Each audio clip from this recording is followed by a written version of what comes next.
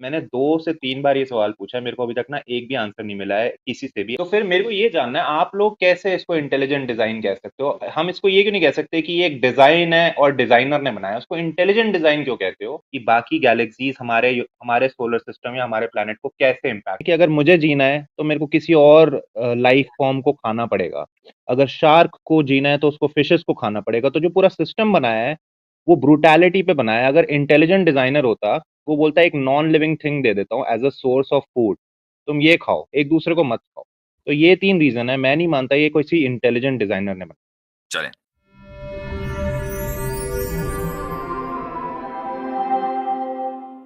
Hello. जी Mac साहब, बात करें। हाँ जी, मुफ्ती जी कैसे हो? जी बिल्कुल ठीक। आप मेरी सनातनी ना है आपसे मेरे भाई? बात हुई थी एक बार। नहीं नहीं, मैं एथिस्ट हूँ। मेरी आपसे एथिस्ट बात है। हुई थी। हाँ, और आपने ना एक पॉइंट पहले बहुत सही सनातनी बोला था थे जो ना? उस टाइम पे मैंने। हाँ हाँ हाँ, हिंदू फैमिली में बॉर्न हूँ, बट मैं हमेशा से एग्नोस्टिक और फिर एथिस्ट हूँ। तो आपसे जी। मेरी एक बात हुई थी और आपने एक पॉइंट बोला था जो जो मैंने मिस कर दिया था। तो उसके लिए सॉरी। उस टाइम पे मेरी आपसे बात हो रही थी, आप मेरे को एक पॉइंट समझा रहे थे जो मैंने मिस कर दिया था। ठीक है। तो आप बोलो तो मैं रिमाइंड करा देता हूँ, बट मेरा सवाल आज आपसे ये है कि मैं एथिस्ट हूँ, मैं इस्लामिक अवेकनिंग चैनल में कई 2 बार जा चुका हूँ ये सवाल लेके कि बाकी गैलेक्सीज क्यों बनाई भगवान ने। ठीक है। मेरा सवाल ये था कि अगर वो जो उस दिन इंसान बात को हो रही थी टेस्ट कैसर कर। भाई से भी, मैं भी उसमें आ हाँ, गया था। तो जी आपने, जी जी जी। हाँ, आपने एक पॉइंट बोला था, मैंने मिस कर दिया था उस टाइम पे। मैंने जब फिर से देखा ना, तब मेरे को आपका पॉइंट समझ में आया। आप ये कह रहे थे कि मैं कैसे कह सकता हूँ कि इन इन गैलेक्सीज का कोई पर्पस नहीं है, मेरे पास क्या सबूत है। ठीक है। तो आपका पॉइंट बिल्कुल सही था, मैं समझा नहीं उस टाइम। तो मैं ये मानने के लिए तैयार हूँ, मेरे पास कोई सबूत नहीं है, तो मैं इस यूनिवर्स को डम डिजाइन नहीं कह सकता। ठीक है। बिल्कुल ठीक कह रहे हम्म, हो। हेलो। जी जी सुन रहा हूँ। हेलो। तो फिर मेरे को ये जानना है, आप लोग कैसे इसको इंटेलिजेंट डिजाइन कह सकते हो? हम इसको ये क्यों नहीं कह सकते कि ये एक डिजाइन है और डिजाइनर ने बनाया? उसको इंटेलिजेंट डिजाइन क्यों कहते हो? आर्ग्यूमेंट ऑफ मैंने इंडक्शन की दो वजह से। नहीं नहीं, मैं आपको एक चीज बता देता हूँ। मैंने 2 से 3 बार ये सवाल पूछा है, मेरे को अभी तक ना एक भी आंसर नहीं मिला है किसी से भी, आमिर से, अली से, ना आपसे, कि बाकी गैलेक्सीज हमारे सोलर सिस्टम या हमारे प्लैनेट को कैसे इम्पैक्ट करती हैं, क्यों आर्ग्यूमेंट जरूरी है वो। इंडक्शन की वजह से मैं बता रहा हूँ। आपने नहीं नहीं होल्ड ऑन, आप अब आपने सवाल बदल दिया। अब आप ये कह रहे हैं कि दूसरी गैलेक्सीज हमारे सोलर सिस्टम को या हमारे वर्ल्ड को कैसे इंपैक्ट कर रही है, ये एक अलग मसला है। दूसरा मसला क्या है कि हम इसको, इस ग्रैंड डिजाइन को इंटेलिजेंट डिजाइन कैसे कह रहे हैं? ये दो अलग अलग चीजें हैं। तो जो आपका पहला सवाल है उसका जवाब उसी स्ट्रीम में, शायद आप इस्लामिक अवेकनिंग पे थे या कैसर भाई के चैनल पर थे, जहां भी थे वहां आपको मिल गया था और आपने खुद इस बात का एतराफ किया था। आपसे ये कहा गया था, कैसर भाई ने ये कहा था आपसे कि इमेजिन करें कि अगर आप किसी एक गैलेक्सी को, दो चार गैलेक्सी को, जिसको भी आप जानते होंगे जो हमारे नेबर में है, नेबरहुड में है, आप उसको निकाल दें, और तो क्या हम्म। आप ये साबित कर सकते हैं कि फिर हमारी जो गैलेक्सी है ये भी जूं की तू रहेगी, उसके हम्म। ऊपर कोई फर्क नहीं पड़ेगा? और आपने इसको तस्लीम किया था कि हाँ ये बात है, यानी हर गैलेक्सी को दूसरी गैलेक्सी से किसी ना किसी अंदाज में सपोर्ट मिल रहा है, चाहे वो ग्रेविटेशनल हो, कुछ भी हो। साइंस इस चीज को तस्लीम करती है। ये एक अलग मसला है। दूसरा मसला क्या है कि हम्म। हम इस पूरे डिजाइन को, जबकि हमें दूसरी गैलेक्सीज जो बहुत दूर है, कि जहां तक हम, हमारी अकल अभी तक नहीं पहुंची, हमारा इल्म नहीं पहुंचा, हम सिर्फ जानते हैं कि हाँ गैलेक्सियां हैं, लेकिन ये नहीं पता कि उसमें क्या है और न वहां हम पहुंच सकते हैं आज की तारीख में। हम्म। तो हम उसको हम्म। जाने बगैर ये कैसे कह सकते हैं कि ये इंटेलिजेंट डिजाइन है? ये आपका दूसरा सवाल है। इसका जवाब बिल्कुल ये है बिल्कुल। कि हम इसको, आप आर्गुमेंट ऑफ इंडक्शन समझते हैं? मतलब नए चलिए कोई एग्जाम्पल बात के नहीं, साथ आप समझाओगे तो आप शायद ही मुझे समझ में आ जाए। बताइए कि इस दुनिया को इमेजिन करें, ये जो दुनिया है जिसमें हम रह रहे हैं, जिसको हम जानते हैं, इसको आप इंटेलिजेंट हम्म। डिजाइन मानते हैं? नहीं, मैं नहीं मानता। अच्छा, क्यों? इसमें क्या फ्लॉज 2 रीजन हैं। पहला रीजन, इनफैक्ट तीन तीन रीजन है। है? जी। अगर अर्थ इंटेलिजेंट डिजाइन होता तो उसमें अर्थ को एक सुनामी, लैंडस्लाइड ये सब नहीं आते। सेकंड रीजन ये है ये कोई, हाँ कि ठीक है, चलें जो इसका जवाब लाइफ, दूंगा। हाँ। हम्म। हाँ, जी। जो लाइफ है उसमें 99% ऑफ द स्पीशीज एक्सटिंक्ट हो गई हैं। तो कोई इंटेलिजेंट डिजाइन होता तो 99% ऑफ द स्पीशीज सर्वाइव करती। ठीक है। जी। 1% सर्वाइवल रेट इंटेलिजेंस नहीं है। थर्ड पॉइंट ये है कि ये जो पूरा लाइफ बनाई है वो इस तरह से बनाई है कि अगर मुझे जीना है तो मेरे को किसी और लाइफ फॉर्म को खाना पड़ेगा। अगर शार्क को जीना है तो उसको फिशेस को खाना पड़ेगा। तो जो पूरा सिस्टम बनाया है वो ब्रूटैलिटी पे बनाया है। अगर इंटेलिजेंट डिजाइनर होता, वो बोलता है एक नॉन लिविंग थिंग दे देता हूँ as a source of food, तुम ये खाओ, एक दूसरे को मत खाओ। तो ये 3 रीजन है, मैं नहीं मानता ये किसी इंटेलिजेंट डिजाइनर ने बनाया। चलें, पहला आपका रीजन ये था कि अगर ये दुनिया इंटेलिजेंटली डिजाइन होती जिसमें हम रह रहे हैं, तो यहां पर तूफान, जलजले, सुनामी वगैरह ये चीजें ना आती। ठीक है, तो आप ये कैसे कह सकते हैं कि अगर कोई चीज अगर डिस्ट्रक्शन कहीं होता है तो वो कभी भी कंस्ट्रक्शन के पर्पस से नहीं होता। इमेजिन करें कि अगर कभी भी जलजले ना आते तो आज भी पूरी जो दुनिया है जिसके सारे कॉन्टिनेंट्स हैं वो सब एक ही जगह रहते ना, कभी भी उनके अंदर ब्रेक ना होता। और ये जो वास्टनेस हमें मिली है और उस ब्रेक की वजह से जो बेनिफिट्स हमें मिले हैं, कि कितनी ही लाइफ तो उसके बाद फॉर्म हुई है ना, कि जब ब्रेक हुआ इस पूरे पेंजिया बोलते हैं ना उसको, जब उसके अंदर ब्रेक हुआ तो लाइफ कितनी ही ज्यादा उसके बाद फॉर्म में आई है, इवॉल्व हुई है। मसलन आप ऑस्ट्रेलिया में देख लें कि ऑस्ट्रेलिया में जो स्पीशीज हैं एवोल्यूशनरी बायोलॉजी के मुताबिक उनमें से बहुत सारी स्पीशीज वो हैं जो ऑस्ट्रेलिया के बाहर नहीं पाई जाती। इसका मतलब क्या हुआ कि पेंजिया के ब्रेक होने के बाद नई लाइफ को अपॉर्चुनिटी मिली कि वो इवॉल्व करे एवोल्यूशन के मुताबिक। ठीक, तो डिस्ट्रक्शन हमेशा for the purpose of destruction नहीं होता, डिस्ट्रक्शन हमेशा कंस्ट्रक्शन के पर्पस से भी होता है कि बाज मर्तबा हम उसको समझते हैं और बाज मर्तबा नहीं समझते। मैं चंद इंसानों के या कुछ लाइफ के जाया होने के बाद आप ही नहीं समझते कि यार ये तो प्योर डिस्ट्रक्शन था, क्योंकि जब आप उसके इम्पैक्ट को आज से 1000 साल के बाद स्टडी करेंगे और दुनिया के बारे में जब आप स्टडी कर रहे हैं तो आपको मिलियंस ऑफ मिलियन ईयर के डेटा को सामने रखना पड़ेगा, साल 2 साल के डेटा को नहीं, क्योंकि दुनिया की उम्र इतनी ही है। ठीक है, तो आप और बिल्कुल ऐसा ही मान लीजिए आपको कोई मकान बनाना है, मकान बनाना एक कंस्ट्रक्शन है, लेकिन उसके लिए आपको कितनी चीजें जिसको डिस्ट्रक्ट करना पड़ेगा। आपको लकड़ी चाहिए तो दरख्तों को काटना पड़ेगा, आपको पत्थर चाहिए तो पत्थरों को कूटना पड़ेगा। कंस्ट्रक्शन के लिए डिस्ट्रक्शन जरूरी है। ठीक है, ये आपका जो उसूल है कि नहीं जी ये अर्थक्वेक वगैरह नहीं होना चाहिए, ये गलत है, पहला पॉइंट। दूसरा पॉइंट, मैं आर्ग्यू कर सकता हूँ इस पे, बट मैं आप बोलोगे तो इस पे आर्ग्यू करूंगा, नहीं तो मैं आपके सारे पॉइंट पहले सुनूंगा। सर मैं इसमें एक पॉइंट ऐड करना चाहता हूँ कि बेसिकली इनकी बुनियादी जो प्रॉब्लम है वो है, इसको हम कहेंगे कैटेगरी मिस्टेक फैलेसी।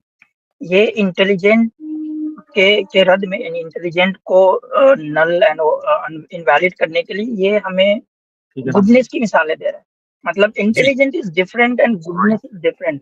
आप जितनी भी चीजें बता रहे हो ना मैक्स भाई, वो सबका ताल्लुक ज्यादा इससे होगा कि आप ये कहेंगे कि वो एक इंटेलिजेंट बीइंग जो ये सब कुछ कर रहा है वो क्रूएल है, ये कह सकते हैं आप ये नहीं कह सकते कि वो इंटेलिजेंट ही नहीं है। फॉर एग्जाम्पल समझे, बहुत सारे क्रिमिनल्स होते हैं, they are very very much sharp and intelligent, तो अब वो क्या जो क्राइम करता है तो आप ये कहेंगे कि वो इंटेलिजेंट नहीं है। तो आपका जितना भी एग्जांपल है इस पे, वो इंटेलिजेंट को नल एंड वैलिड। अच्छा, वो क्रूरटी भी सब्जेक्टिव है, वो आपके नजदीक है ना जी। Go ahead. नहीं मैं 1000% के साथ एग्री करता हूं। नहीं ये जो कह रहे हैं एकदम 100 वो गुडनेस है नहीं। आप जितना भी एग्जांपल लाके दे रहे हैं वो इंटेलिजेंट बीइंग को नलिफाइड नहीं करता जी। मैं आपके साथ 1000% एग्री करता हूं। मेरे को जो डेफिनेशन भगवान की मिलती है वो है कि ये इंटेलिजेंट डिजाइनर है, ऑल पावरफुल है, ऑल लविंग है और ऑल नोइंग है। ठीक है, ये डेफिनेशन मिलती है। एंड ऑल वाइज है। अगर वो ऑल वाइज है, ऑल वाइज, ठीक है, अगर वो ऐसा प्लैनेट बना रहा है जिसमें पता है कि पैंजिया डिवाइड होके बाकी कॉन्टिनेंट्स बन जाएगा और बाकी स्पीशीज बन जाएंगी, तो वो पहले ही वो बना के रख देना। उसको क्यों अर्थ को एक से डिवाइड कर रहा है? उसको पहले ही इस स्टेज पे, फाइनल स्टेज पे लाके रख दे कि ये परफेक्ट स्टेज है। और अगर वो ये नहीं कर पा रहा तो वो ऑल पावरफुल नहीं है। अच्छा मुफ्ती साहब, और अगर वो इस प्रोसेस में हमें मार रहा है, अगर वो हमें मार रहा है, एक मिनट, मेरे को पॉइंट कंप्लीट करने दो, अगर वो मार रहा है हमें, तो वो ऑल लविंग नहीं है। ठीक जी। इस्लाम साहब जी, मैं असल में समझ रहा हूँ मैक्स भाई, जो इशू इनको आ रहा है वो ये समझ परफेक्टनेस को जो है वो कंफ्यूज कर रहे हैं। अच्छा, इसमें बहुत से एथियस्ट हमारे पास ये भी सवाल लेके आते हैं कि मिसाल के तौर पर अगर गॉड इतना परफेक्ट है और परफेक्ट डिजाइनर है, तो जो बच्चा है, जब जो बेचारे हैंडीकैप पैदा होते हैं, तो वो तो परफेक्ट नहीं है। मतलब एक परफेक्ट ह्यूमन तो वो होता है जिसके 2 हाथ और 2 पांव होते हैं। लेकिन आपको समझना पड़ेगा कॉन्सेप्ट क्या है। कॉन्सेप्ट ये है कि जो वो कहता है ना, कुन फयाकुन, जैसा वो चाहता है वैसा वो बने, उसको परफेक्ट कहते हैं। मिसाल के तौर पर अगर एक इंसान जो है वो गाड़ी बनाता है, और वो गाड़ी में बनाने से पहले ये कहता है कि मैं चाहता हूं कि गाड़ी की जो माइलेज है वो 25 किलोमीटर जो है वो पर लीटर हो, लेकिन वो निकल के 21 किलोमीटर आती है। तो वहां पे हम कहेंगे क्योंकि इसका इरादा कुछ और था लेकिन बन के कुछ और आया, तो ये परफेक्टली डिजाइन नहीं हुआ। लेकिन जब हम ये बातें करते हैं कि अर्थ में जो है अर्थक्वेक्स होते हैं, फ्लड्स होते हैं, या बच्चे हैंडीकैप पैदा होते हैं, तो परफेक्ट डिजाइन का यहाँ पे मतलब ये है कि जो उसकी विल थी उसके हिसाब से बना और परफेक्टली बना, जो उसने जो ऑलरेडी जो डेस्टाइन किया हुआ था। तो इस परफेक्शन का मतलब ये होता है, ना कि वो जिसको आप अपने लेंस से देखते हैं। तो ये एक मैं पॉइंट ऐड करना चाहता हूं। ये भी अहम पॉइंट था। दूसरी तो बात ये है कि मैक्स साहब, अगर उनकी इंटेंशन हमें मारना है होल्ड तो ऑन, फिर वो ऑल एक लविंग मिनट नहीं है। मैक्स भाई, एक मिनट मैं ये बात कर लूं। आपने अभी ये बात कही कि भाई अगर वो इंटेलिजेंट होता या इतना परफेक्ट होता तो उसको हमें मारने की क्या जरूरत थी। तो क्या आप ये कह रहे हैं कि हमें इटर्नल होना चाहिए हमारी बॉडी नहीं, को? मैं ये नहीं कह रहा, बिल्कुल ये नहीं कह रहा। जरा एक मिनट होल्ड कीजिएगा। आसिम भाई आप बात करें मेरे पास से, जरा एक मिनट होल्ड करें। तो मैक्स भाई देखिए, असल में एक तो ये हो गया कि आपने जितनी भी मिसालें लेकर आई है वो इंटेलिजेंट बीइंग को नलिफाई नहीं करती। एक बात तो आपने एग्री कर लिया। अब आपका सारा क्वेश्चन नहीं, मैं एग्री नहीं कर रहा हूँ इससे, मैं एग्री नहीं कर रहा हूँ।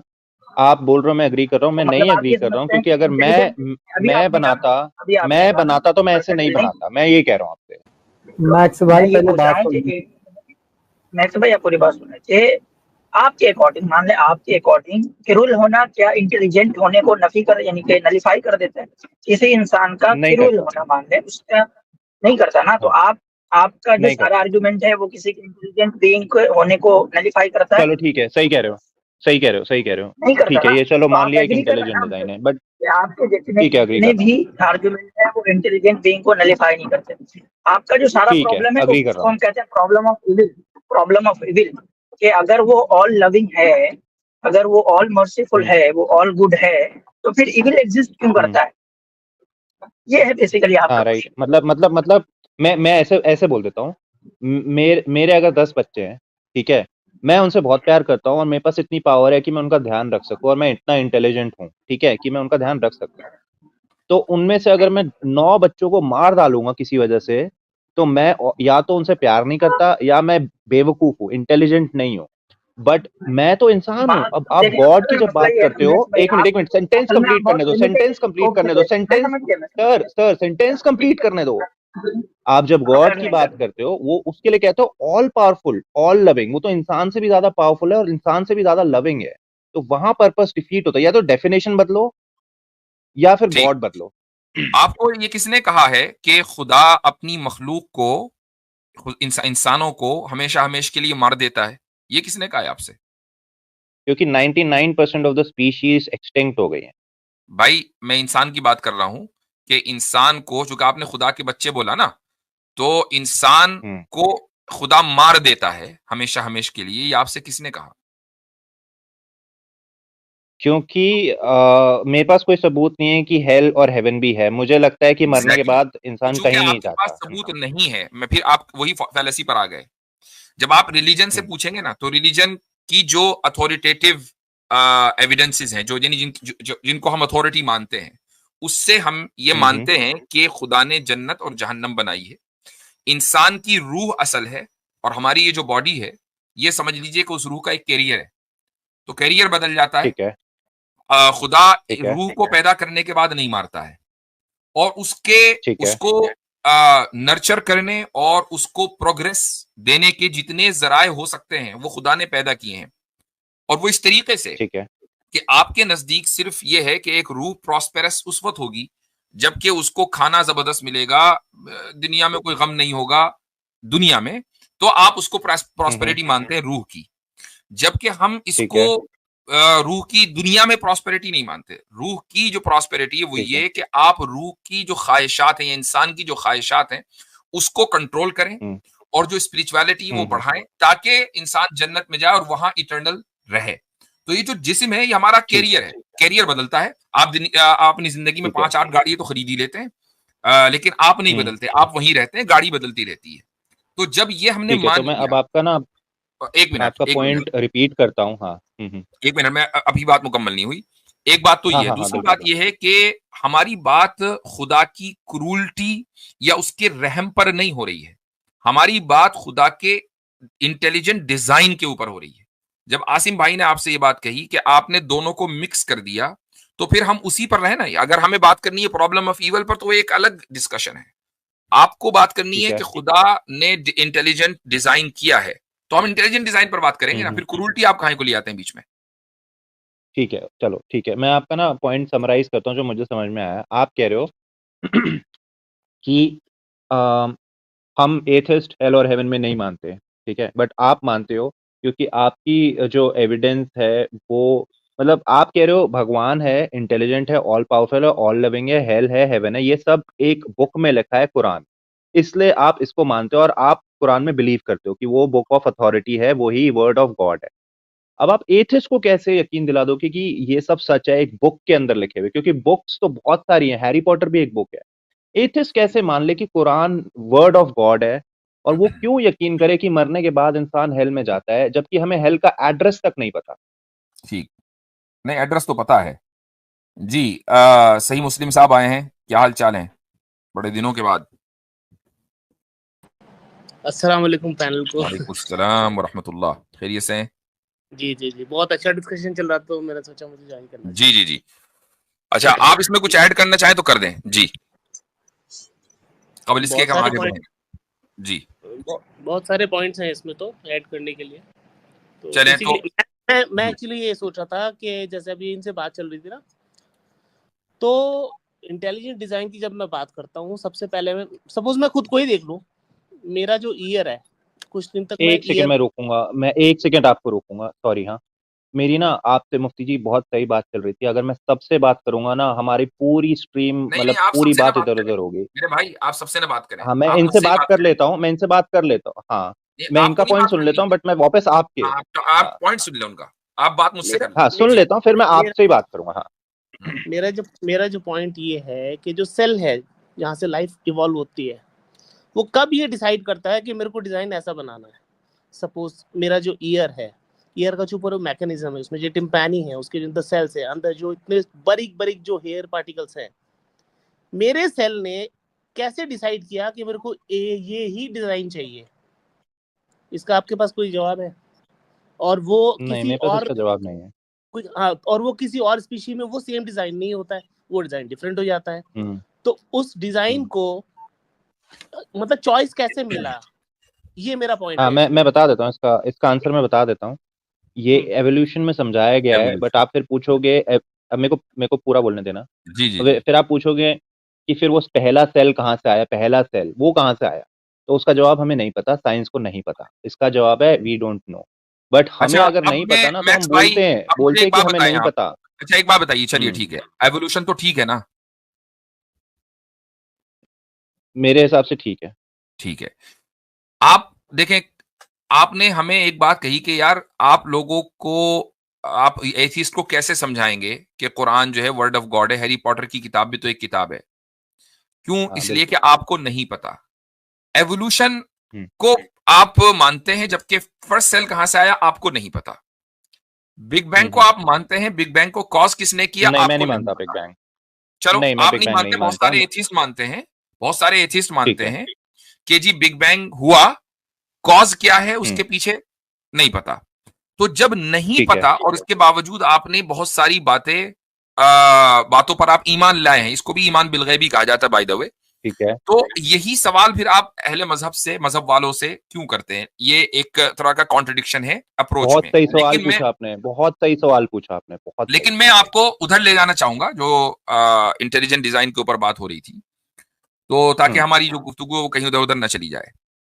देखिए, आपने ये कहा कि ये सारी बातें जन्नत जहन्नम कयामत वगैरह तो किताब में लिखी हुई हैं, तो आप एक एथिस्ट को कैसे समझाएंगे? हम एथिस्ट को जब बात करते हैं तो शुरुआत यहां से नहीं करते कि जन्नत है, न शुरुआत यहां से करते कि आखिरत है, शुरुआत यहां से करते हैं कि खुदा है।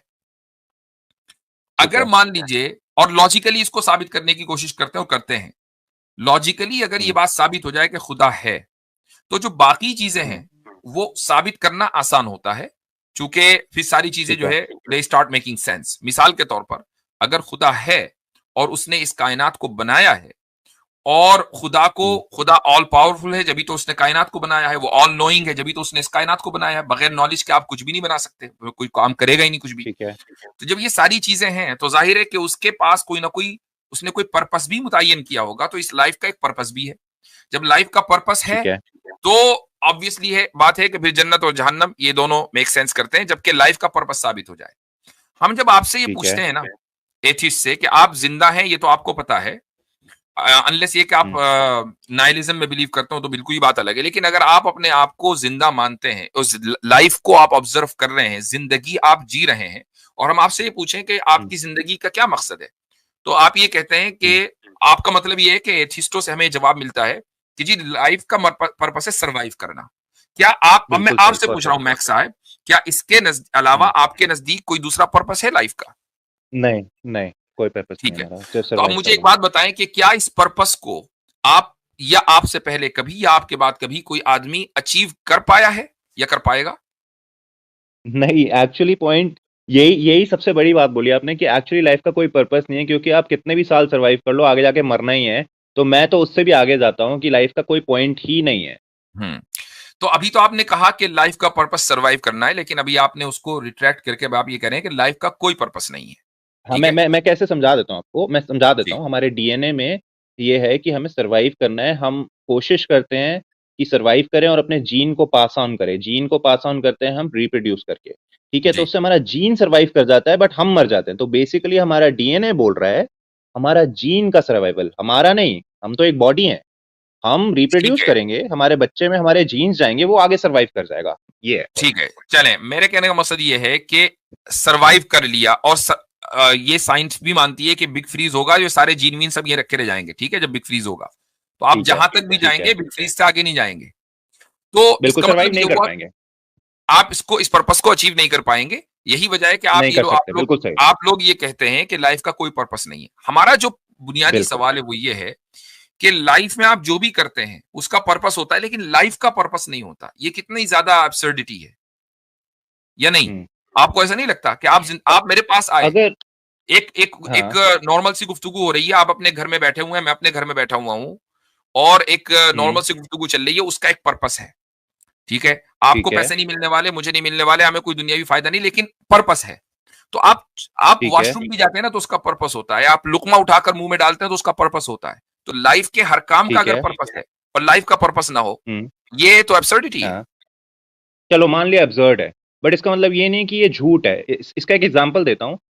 ये जो सन है, मैं बता रहा हूँ ना, अर्थ है, वो सन के आसपास घूम रही है, किस बेसिस पे घूम रही है, और ये पूरा सोलर सिस्टम एक डायरेक्शन में जा रहा है। ये अब्सर्ड आइडिया लगता है मेरे को, बट इसका मतलब ये थोड़ी ना कि वो झूठ है। मैं ये कह रहा हूँ हमारी बातें कितनी भी अजीब लगे, होल्ड ऑन, यहाँ बात अब्सर्ड है मान लिया, हाँ बिल्कुल अब्सर्ड है, बट हम गलत नहीं है।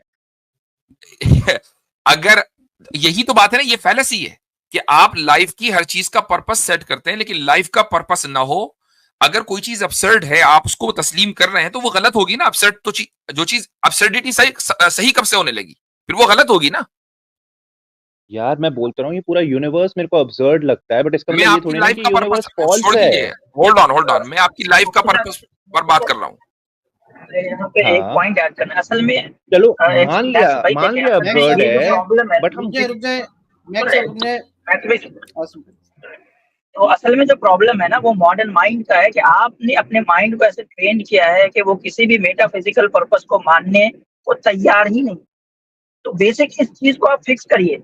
आपने क्या कर रखा है, पहले ही रूम से जो है ना रेड कलर को बाहर कर दिया, और आप कह रहे हैं कि मैं मानता ही नहीं कि रेड कलर एग्जिस्ट करता है। आपने पहले ही उसको गेम से बाहर कर रखा है, और आप कहते हैं कि हमें मानना नहीं है कि रेड कलर एग्जिस्ट करता है। आप पहले मेटाफिजिकल पर्पस के पॉसिबिलिटी को घर के अंदर लाएं, रूम में लाएं, उसके बाद उसको नलिफाई करें कि ये एग्जिस्ट नहीं करता। आपने उसको पहले ही बाहर निकाल के फेंक दिया, और आप कहते हैं कि वो एग्जिस्ट नहीं करता। अच्छा, जो बात मैं कहना चाह रहा था मैक्स भाई, जो बात मैं कहना चाह रहा था जी, हाँ मैं उसको मैं दोबारा बता दूं ताकि उसी पर रहे हम बात। वो ये कि आप बात कर रहे हैं चांद की, सितारों की, उनके पर्पस की, मैं तो बात कर रहा हूं आपकी। छोड़ दीजिए उनका पर्पस क्या हो सकता है, मैंने पता हो। आपको आपकी लाइफ का पर्पस पता होना चाहिए, क्योंकि आपको आपकी लाइफ में जो कुछ आप करते हैं उसका पर्पस पता है। और अगर आपको नहीं पता तो ये लाइल्मी, मैं यही पॉइंट उस वक्त भी कहा था कि ना जानना किसी चीज के न होने की दलील और उसका एविडेंस नहीं है। Just because you don't know, इसका मतलब ये नहीं कि लाइफ का पर्पस नहीं है, लाइफ का पर्पस है। हम ये साबित करना चाह रहे हैं, और आपने इस पर्पसलेस लाइफ को एब्सर्ड मान लिया है। बिल्कुल एब्सर्ड है, मैं इसमें बिल्कुल मना नहीं कर रहा, एब्सर्ड है। और उसमें आप मेरे को अगर एब्सर्ड बोलोगे ना, बिल्कुल गलत नहीं कह रहे हो, क्योंकि मेरे हिसाब से पॉइंटलेस लाइफ है, सर्वाइव कर रहे हैं बट उसके बाद भी हमें एक दिन मर जाना है, तो ये बहुत अब्सर्डिटी है। यहाँ तक हो गया, मैं आपके साथ अग्री करता हूँ, ठीक है। तो अगर कोई पर्पस है तो आप मुझे बताओ। हाँ, तो अब इसमें यह है कि अगर आप ये मान रहे हैं ना कि लाइफ पॉइंटलेस है, तो लाइफ की हर चीज पॉइंटलेस होनी चाहिए, आपका हर काम पॉइंटलेस होना चाहिए। हम यही कह रहे हैं, इसी को हम बोलते हैं आर्ग्यूमेंट ऑफ इंडक्शन। चलो मैं पॉइंटलेस हूं, आप हाँ, इसीलिए मैंने आपसे शुरू में बोल दिया था कि आर्ग्यूमेंट ऑफ इंडक्शन को आप समझ लें कि उसको इसके माने क्या है। इसको ये मर्तबा ये दैट्स योर होमवर्क, आप इसको देख लें कि आर्ग्यूमेंट ऑफ इंडक्शन क्या है। तो हम लाइफ की हर चीज हमारी पर्पसफुल है, उसके जरिए आर्ग्यू करते हैं कि हमारी लाइफ भी पर्पसफुल है, उसका एक पर्पस है। तो यहां तक कि आज बात कर लेते हैं, जो कि आपसे बात बहुत देर हो गई है।